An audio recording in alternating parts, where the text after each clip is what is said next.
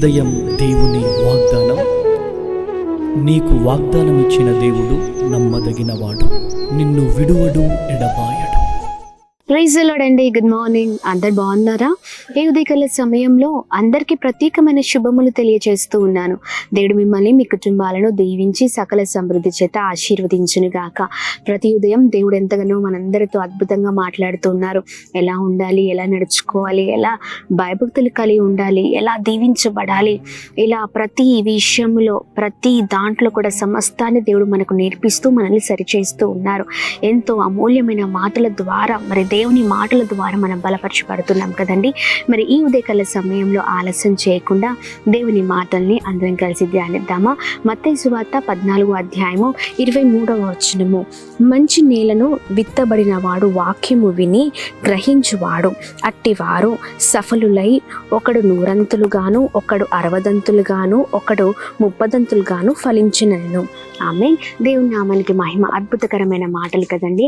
వాక్యాన్ని విని గ్రహించేవారు 100 దీవించబడతారు. ఇక్కడ మనం చూసినట్లయితే అద్భుతకరమైన మాటలు. మరి వారి ప్రతి విషయంలో సఫలముగా అంటే చూడండి, అన్ని విషయాల్లో గొప్పగా ఫలిస్తారు, అద్భుతంగా మరి 100 ఫలిస్తారు. చూడండి, మన జీవితాలలో మనము వాక్యాన్ని విని గ్రహించే వారిగా ఉండాలి. ఈ రోజున వాక్యాన్ని వింటున్నారు కానీ గ్రహింపు లేని జీవితాలు, క్రైస్తవులుగా బ్రతుకుతున్నాం. అన్నీ మరి వాక్యాలు, మరి అందరూ చెప్తున్న మాటల్ని వింటూ ఉంటాం, సేవకులు వాక్యం చెప్తున్నప్పుడు వింటూ ఉంటాం, గొప్పవారు వాక్యం చెప్తున్నప్పుడు వింటూ ఉంటాం, లేకపోతే మనకు తెలిసిన వారు వాక్యాన్ని పంచుకునేటప్పుడు వింటూ ఉంటాం. ఇలా అన్ని రకాలుగా వింటూ ఉంటాం కానీ గ్రహింపు లేదు. చూడండి, దేవుని మాటలు మనము వింటున్నప్పుడు మనలో గ్రహింపు ఉండాలి. నిజమే, దేవుడు నాతోనే మాట్లాడుతున్నారు, నా జీవితం గురించి మాట్లాడుతున్నారు, నా జీవితం మార్చబడాలి. మరి నా జీవితము, నా పాత జీవితాన్ని నేను విడిచిపెట్టి నూతనంగా నా జీవితాన్ని నేను ప్రారంభించాలి. ఏది మంచో ఏది చెడో దేవుడు మరి స్పష్టముగా తన మాటల ద్వారా మరి వాక్యం రూపంలో మాట్లాడుతుంటే మనము వదిలిపెడుతూ ఉంటాం. ఒక చెవున వింటూ ఉంటాం, ఒక చెవున వదిలిపెడుతూ ఉంటాం. కొన్నిసార్లు ఇది నాకు కాదు, నేను అన్నిట్లో పర్ఫెక్ట్గా ఉన్నానండి, అన్నిట్లో నేను సరిగ్గానే ఉన్నాను, నాకు ఎవరు చెప్పవలసిన అవసరం లేదు అంటూ ఉంటారు. చూడండి, అట్టి వారు ఫలించరు. ఎవరైతే దేవుని మాటలు వింటారో, వాక్యాన్ని విని గ్రహిస్తారో, వారి జీవితాన్ని మలుచుకుంటారో, మార్చివేసుకుంటారో, వారు ఫలిస్తారు. మరి ఈ ఉదయకాల సమయంలో చక్కగా దేవుడు మాట్లాడుతున్నారు. అట్టివారే ఫలిస్తారు, అట్టివారు దీవించబడతారు. ఈ ఉదయకాల సమయంలో ఫలించాలంటే, దీవించబడాలంటే, గొప్పవారిగా అవ్వాలంటే దేవుని మాటలు విని గ్రహించి దేవుని మాటల ప్రకారం బ్రతకాలి. ఆమేన్. మరి దేవుని మాటలు వింటారా? దేవుని మాటల ప్రకారం జీవితాన్ని మలుచుకుంటారా? ఎవరైతే దేవుని మాటలు విని దేవుని మాటల ప్రకారం మరి మంచిది అన్నప్పుడు ఆ మంచి వైపు, మరి చెడ్డది అన్నప్పుడు వాటిని విడిచి, ఏవైతే వద్దన్నారో వాటిని విడిచిపెట్టి మంచి వాటి కొరకు మరి ముందుకు సాగుదామండి. ఉదయకాల సమయంలో ఎలాంటి విషయాలు, ఎలాంటి బలహీనతలు మీతో ఉన్నా మరి మనలో ఉన్న ప్రతి వాటిని విడిచిపెడదాం. ఎందుకంటే చూడండి, మరి తాగేటప్పుడు ఎవరైనా మరి బాగా ఎంజాయ్ చేస్తూ ఉంటారు. మందు చాలా ప్రభావితం చేస్తూ ఉంటుంది కదా, పాపంలో ముంచివేసింది. అంటే ఒకసారి తాగినవాడు ఏదైనా చేసేస్తూ ఉంటాడు. అలా అంటే విచ్చలవిడి జీవితం అయిపోతూ ఉంటుంది, పాపంలో నడిచివేస్తూ ఉంటాం.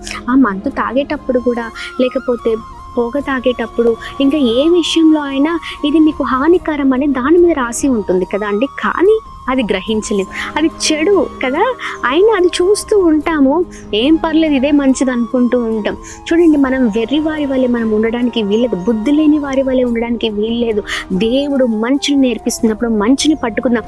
ఏవైతే దేవునికి అయిష్టమో విడిచిపెడదామండి. ఈ రోజున నీ బలహీనతలు ఏమున్నా విడిచిపెట్టి దేవుని మాటల ప్రకారం మరి కుటుంబాన్ని, మరి మన జీవితాలను మనం సరి చేసుకుందామండి. దేవుడు 100 మనల్ని దీవించి ఒక ఉన్నత స్థితిలో ఉంచుతారు. దేవుని మాటలు వింటున్న ప్రియ సహోదర సహోదరి, నీ జీవితాన్ని మరి నువ్వు మార్చుకోవాలి అంటే దేవుని చేతులకి జీవితాన్ని అప్పగిస్తే దేవుడు అద్భుతమైన రీతిలో జీవితాన్ని మార్చడానికి సిద్ధంగా ఉన్నారు. 100 దేవుడు మరి మనల్ని ఒక ఉన్నత స్థితిలో ఉంచబోతున్నారు. దేవుని మాటల ప్రకారం మనం ఉందామంటే, దేవుని మాటల ప్రకారం మనం జీవిద్దాం. ప్రభు నామాన్ని మహిమపరుద్దాం, ప్రార్థిద్దాం. ప్రార్థన. అద్భుతమైన దేవుడవయ్యా, ఈ ఉదయకాల సమయంలో చక్కని మాటలు మాతో మాట్లాడుతున్నందుకు వందనాలు. మీ బలమైన మాటలు మమ్మల్ని ఎంతగానో ప్రభావితం చేస్తూ ఉన్నాయి.